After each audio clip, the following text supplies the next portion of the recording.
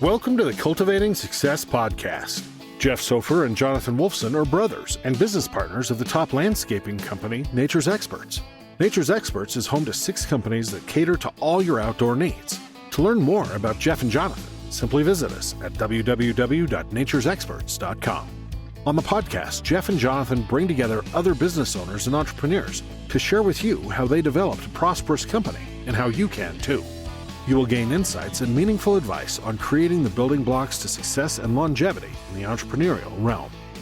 And now, here are your hosts, Jeff Sofer and Jonathan Wolfson.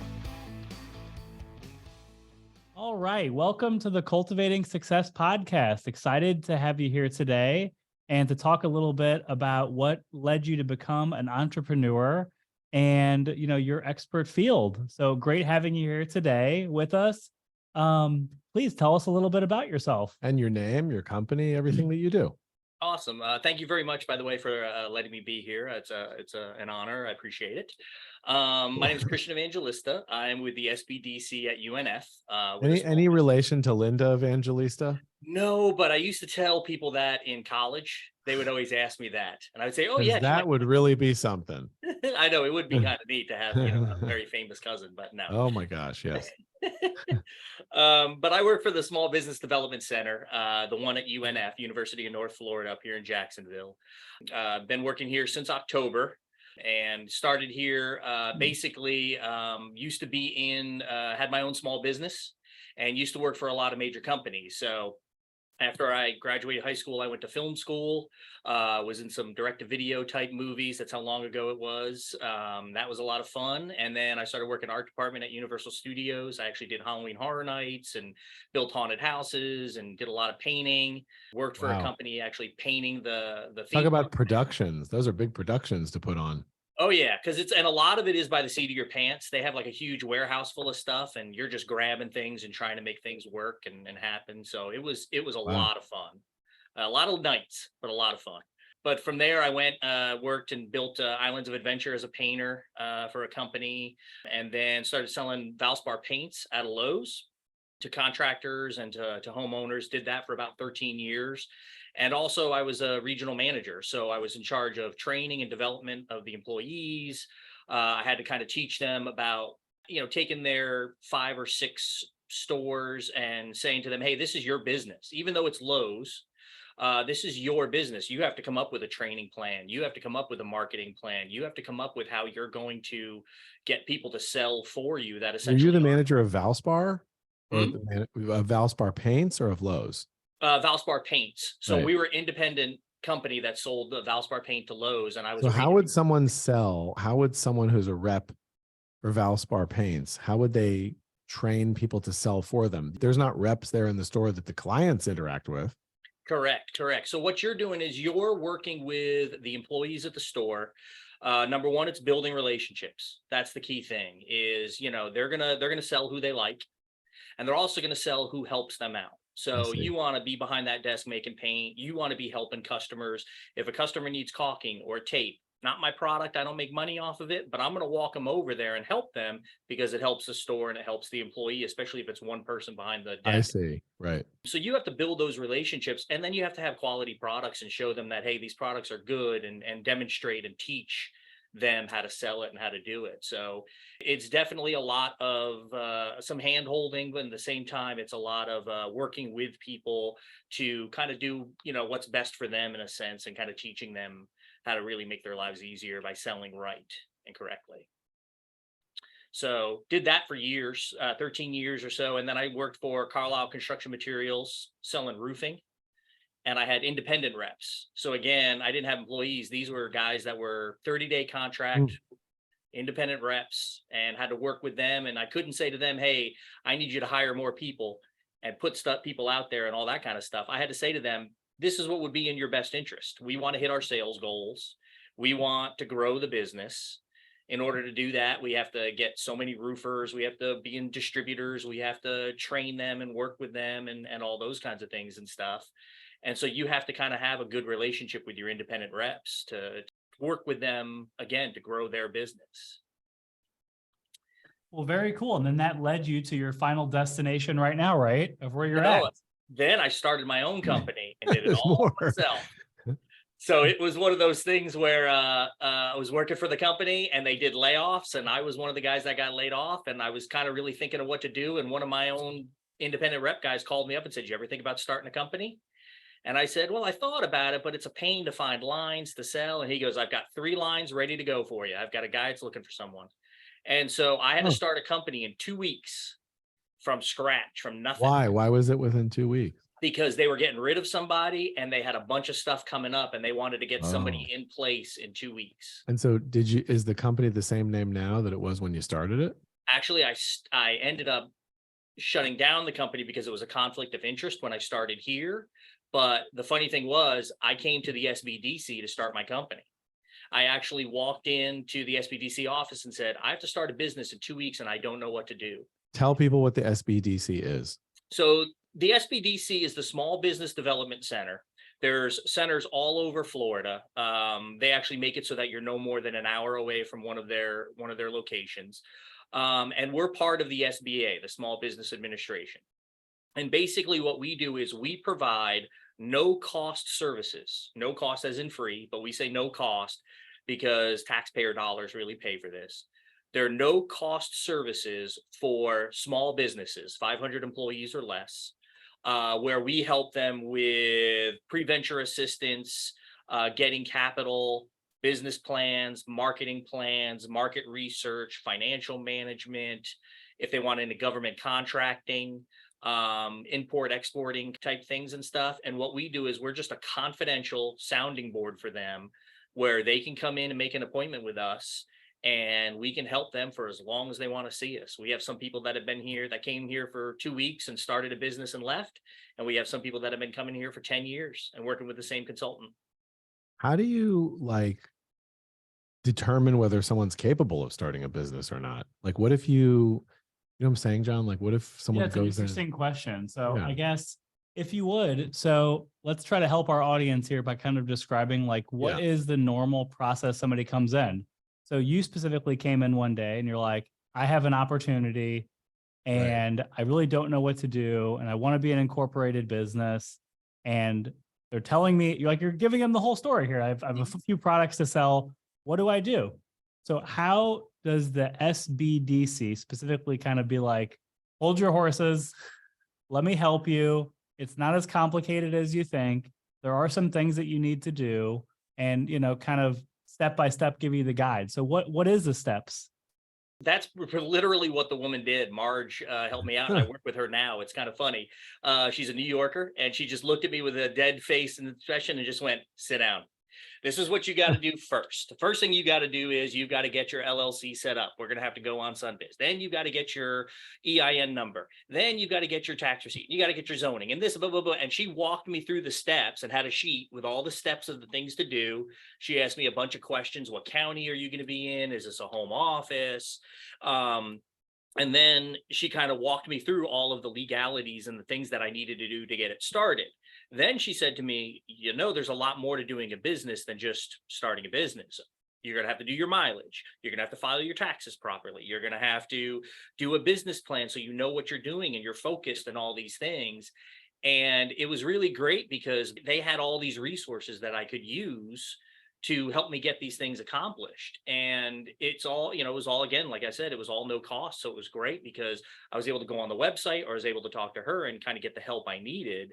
I had the knowledge for the business. I had the knowledge for the products. I'd been doing it for years, but I didn't know the legalities of starting my own business and what I was going to have to do, to keep my, expenses properly. I'd done expense accounts, but I'd never had to file my taxes and that kind of stuff that way. So you guys at the SBDC, for helping out people with small businesses under 500 people, do you explain to people that come in there, they're usually wanting the basics first, right? So you're kind of giving them the basic, here's your checklist of things that you need to be an incorporated legal business. And here are some things that would help you as far as your taxes. We're not tax professionals, but you should keep this information documented so it can obviously help you on your taxes as well. Because if you're going to be a small business and you're operating out of your house, how much of your house? If you're driving your car is now an expense. You might not realize that because you don't know how people are going to be filing their taxes and what they're going to do. So what is the biggest obstacle or problem you think that people don't realize going into the whole process of doing and learning all of this when it's so foreign to them in the beginning about just starting a business? Like, what is like the biggest aha moment? That's a good question. When they realize how much, if you want to call it infrastructure, it takes behind the scenes for the Right. business. They don't realize that, oh, it's just not me going out and making sales, collecting a check and throwing it in an account and then going and making another sale. There's all this other stuff behind the scenes that I have to do, as far as finding a good tax professional to help me out, make sure I'm doing my mileage properly, make sure I'm keeping all my receipts, make sure I'm, if I have to be an S corp or a W-2 employee, or if I'm doing, just a 1099 or a draw or something like that. So it's all of this infrastructure and all this setup of the business portion, Right. that they kind of get shocked with sometimes. You get almost that sticker shock, if you will. So what we try and do is, when we get somebody who walks in and says, I want to start a business, this is what I want to do, I want to go forward, we start going down the steps with them of, okay, we can start your business, this is what you want to do. And we start working with them. And then we tell them, now we think you need to work on your business plan.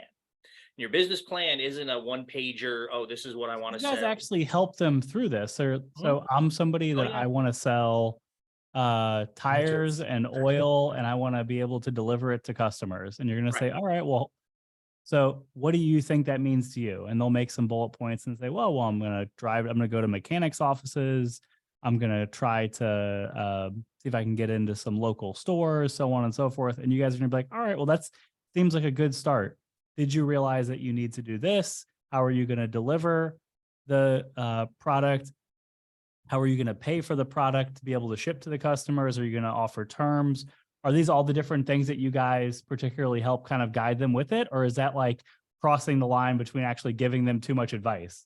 No, we give them all the advice we can, because the two biggest factors for small businesses to fail are lack of capital, they just run out of money, or lack of planning and knowledge.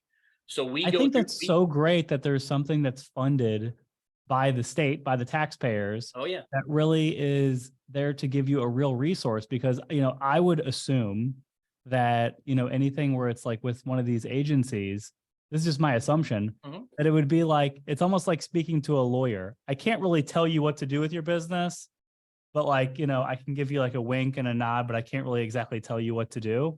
Right. And I think that it's really powerful that you guys actually are a resource, not that you're going to create a successful business for somebody, but you can say, through our experience with people that do things like this, you should be cognizant that, what kind of cash do you have available? So how much can that cash buy your oil and your tires? So how many tires can you actually purchase?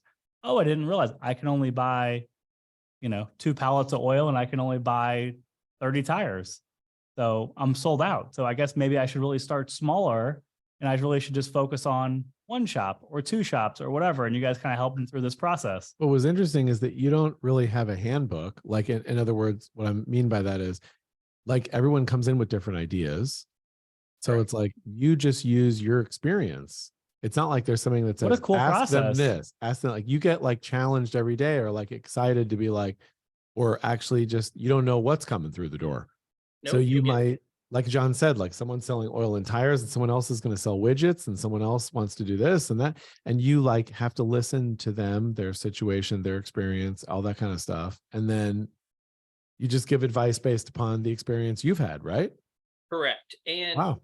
And it's like, so you might get a food truck, and Yeah, an each hour day is later different. you'll get somebody who wants to open up a dog park. How interesting. And then somebody wants to do a coffee shop. I have a question. So Yeah. I think this would be interesting, because I'm sure, how long have you worked there now? Worked there since October of last October. Have you seen any actual like beginning to end, not end, like success stories, so to speak, or failures? Of failures or success? Both. Oh, yeah. I've seen people start businesses, as far as come in and say, this is what I want to do. I want to get something going. And I found a business that I want to start happening, and I've gotten them up. I've helped them write their plan, helped them get their financials, helped them get a loan through the SBA, boom, they're up and running and they're doing their business, and we put them out on success stories, and we try and, everything we do is confidential. So we don't talk about who our clients are or anything, but if we want to promote them as a success story, we'll get them to sign a waiver thing, and then we can promote them. So we promote people that, are, business leaders out there who are having a lot of good successes and stuff. And then I've had people come in and say, hey, I want to start this business. I really want to do it. It's my passion. I want to do it. And then when you sit down with them and you start going through all the stuff they have to do, they'll look at you and go, I don't know if I'm ready for this. And you say, that's okay. We can work on it, and we can get you ready financially or business plan wise or business model wise. And I'm working on people now that I've been working with since November for a business that they wanted to start by January, and they're just not ready, and they know they're not ready. So we're hoping to get something started by the end of the year, but so they're going to be much better off. They really couldn't do it without you, really. The people that you're helping. I mean, if you didn't help them do all these things, take them by the hand, lead them to do all these different steps, they wouldn't be able to do it. I mean, there's so many new businesses that fail because of lack of preparation and those kinds of things. It's just such a great, this is one of the reasons why I came here. I needed it at a time 4 years ago when I started my business in a panic. And now I'm able to give back to people and do the same thing for them say to them, okay, we can help you. What's the ratio of it actually helping people? Is there like an actual statistic of people who you go to you guys directly for advice and how it actually can help them set them on a better path? We have like I want to say we do an annual survey every year. So we get about 94% or 95% positive ratings from people and all that. And I will say though, that the one stat that I do have is 20% of businesses that start fail the first year.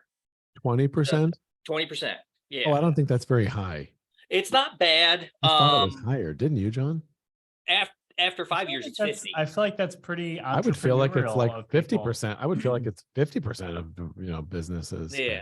After 5 years, it's 50. After 5 years, it's 50. Correct. Okay. I knew it was higher, but I just didn't know it. Yeah. Yeah. And it's, but it's one of those things where we do have a really great success rate in the sense that we're able to help people and keep them moving. And it's just an awesome resource for people to use and have. So it's definitely something that, could they do it without me? I'm sure. Would it be a lot harder? For me, it would have been a lot harder when I went to go do it. I'll tell you that. Yeah. That's really interesting. So 20% of people in the first year fail at their business. And after 5 years, 50% of people. I can't believe it goes. I can't believe it goes to 5 years. I would think it would be like sooner than that. Yep. After about 10 years, 30% of those are still going. And then more fail. Yep. And then 25% have a chance of surviving after 15. Wow. So and it's lack of capital is one of the major things. And it's also financial management. People don't realize, hey, I've got to really make sure I've got a budget and I'm following my, expenses and all those kinds of things. So all important stuff to be guided to in a timely process. I think we've been lucky that, we've purchased businesses through a company that, has business brokers. Mm-hmm. So it's a business broker is similar to kind of what you guys provide because it really walks you through all of the different steps. So I was thinking, how this relates to other people who purchase a business and, the advice that you're giving is basic as it is, right?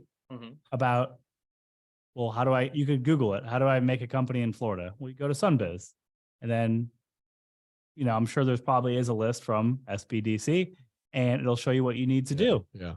And I think, a lot of the problems and concerns do come up whenever you deal with a business broker because they give you different advice of like, oh, this is what you need to watch out for this business versus this business. And, if you're interested in selling tires and oil, it might be a good idea. I've actually helped people who did tires, oils, and spark plugs because spark plugs are, low cost, high margin, from what I've been told. So maybe you should look into selling spark plugs also too. And I think these little bits of nuanced advice that you get from people are actually way more important, I think, than people realize that, they're just resources. So even if you buy a business or you don't, you can still reach out to business brokers and see maybe that's a way you want to go, where you want to get SBA funding and you want to buy a business, and it could be the same business you're wanting to, and it could be very low entry as far as the amount of money that it would cost, and it would have a business plan already associated for you, which I feel like is one direction for people, but it's also a direction that doesn't cost anything. If you don't like the business, don't buy the business. Right. You also can get an education of what it's like if you open the hood of the tire and oil business. You can look into it and say, well, there's not one exactly like this, but this is the closest thing to it. They make this much money on their money. They do this much in sales. They have this many customers. They have this many employees. You actually can physically look at it and be like, this is what a business could look like.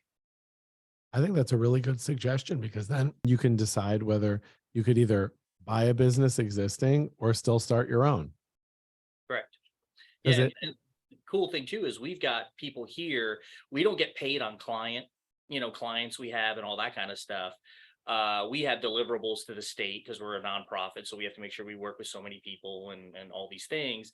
But I can basically reach out to someone we have a person here who is a 30-year loan officer for the SBA. So if I have somebody who's getting a loan, I can reach out to her and say, can you co-consult with me? I want to make sure this business plan is ready to go. Wow. There's a guy here who builds websites. I can have him come in and do a whole, health check on a person's website and give them ideas of how to improve their SEO and all this and and help them do it. We have a person here who's an expert on government contracting. She knows everyone and everything. I can bring her in and talk with that person and tell them how to get into government contracting. These are great resources too. You guys could run the world from that office there. Well, we always call ourselves the best kept secret, and it's Right. a pain because we're a government entity, so we can't really advertise. But I'll tell you, most of my clients come from referrals of existing clients, because they just say, you've got to go to the SBDC, you've got to talk to this person here. It's no cost. It's not going to hurt you in the I'd long never run. heard of it. Mhm. That's why I was so interested in having you come on the show with us today, is because I feel like, we are all about connecting people to good resources. And, you never kind of know what's going to flush out with these different conversations. You don't know really what they even can offer you. And this is definitely more than what I expected from the call, because I didn't even realize that something like this even exists. I thought it was like we hit the honey hole with, when you buy a business, you actually can get, inside information of how different businesses look if you're looking to grow in a certain area, when you're comparing businesses of like what you do. You know what I mean? So if we do, for us, we do landscaping, trees, pest control, fertilization, interior plants, and holiday decorating and lighting. So for us, if we looked into any one of these businesses and we're looking to expand, you can almost see different business models within the business to be like, this is better than what I'm doing, or this is not as good as what I'm doing. The thing is, you guys can give the same advice also too, through understanding of if somebody's looking to branch out into another area, or I want to get into government contracts. It's a whole can of worms even to get into by itself. Oh yeah. Which it's really not very difficult to get into, but you have to be it's a very long play. Correct. And you have to have the right things in place to do it. People are shocked at even the JSEB program here in Jacksonville, the Jacksonville Small and Emerging Business Program. That's where you can get as a small business in line for some of these government set-asides where they have contracts and money that are going to small businesses. But you have to have your paperwork in order. You have to have all your financials Absolutely. for 3 years for the company, for yourself. You have to have your capability statement. You have to have all your, receipts of jobs. You have to have all these things, and we can help them, just put that book together so that they can walk in there and drop it down on the table and say, I'd like to be on the program. They look through it and go, stamp, you're good to go. Listen, that's one way you really can grow your business really aggressively. Is by doing that actually, and going after these different government contracts. But you have to literally wait. You have to pay, we're a part of a few of them, and you pay $100 a month, for example, to be a part of these different bid lists, and you give different solicitations, and you maybe get one a month.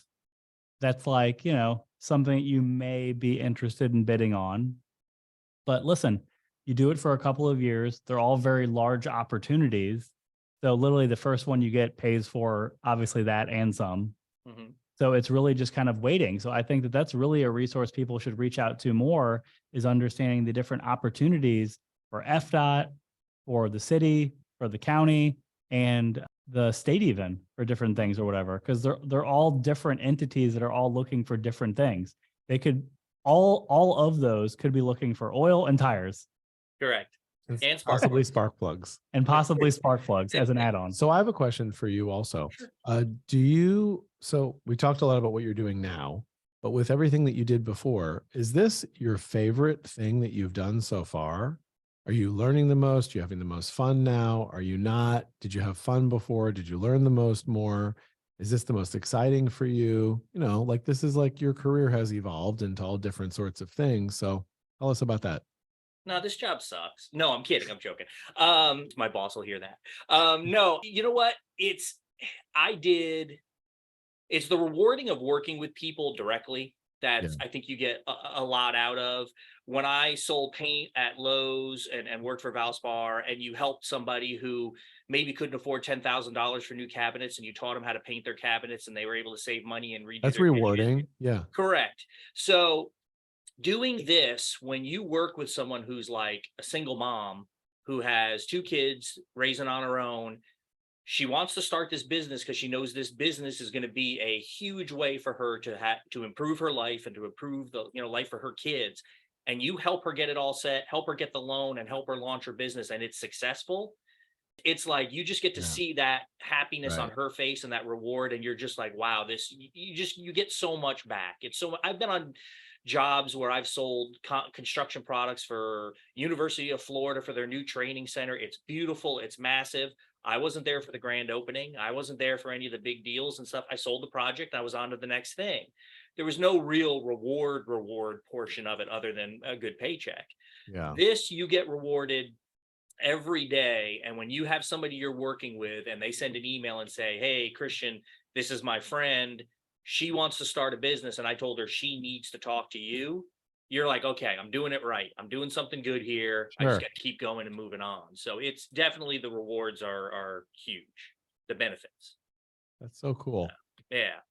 It's a lot of fun. It's one of my favorite things I've been doing since painting. I love painting. I love doing, the theme parks and all that kind of stuff. That was a blast. You know what I like to do? I like to watch paint dry. Yeah, I've done it. Very exciting for me to watch paint dry. A joke, John. I don't like to watch paint dry. Yep. So I think this was really a great conversation to have you on the show to bring to light everything the SBDC can do in relation to the SBA. And I'd like for our listeners to be able to reach out to you, because I think that this is a resource that's definitely new and unique to me.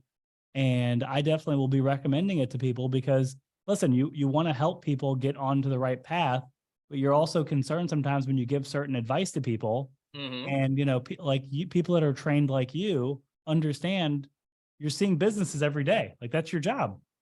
So you're really able to give a lot of different people a lot of different advice based upon businesses that are very closely related. So if you could, please let everyone know where they can reach out to you and where they can connect with you or local branches to be able to get connected with the SBA and all that. So if you're in the Jacksonville area, if you're in the Northeast Florida area, we're actually in 18 different counties. Our website is sbdc.unf.edu. And we're actually part of the University of North Florida. We're on their campus. They host us. So you can go on there, and then there's a button that just says request for consulting. You click on it and boom, you can jump right in there and get somebody to consult with you for free. We do like an hour discovery session where it's the person telling us about them, their goals, their business, what they want to do. And then we list things that we can do to help them out and kind of come up with a game plan and homework. And then we set up a next session. So it actually made me think of something. Do you guys help businesses that are already active also? Oh yeah. We help people, startups, people that are existing businesses that are looking for market growth. We help people that are looking to expand, or if they want to like purchase another business or something. We help people who are looking to sell their businesses. Anybody in any situation that's a small business that needs help or advice. I've got a lot of people that are like, my sales have plateaued. I'm doing good, but I can't seem to get to the next level. Right. And then that's what we're doing, is we're working on everything we can to get them to that next level.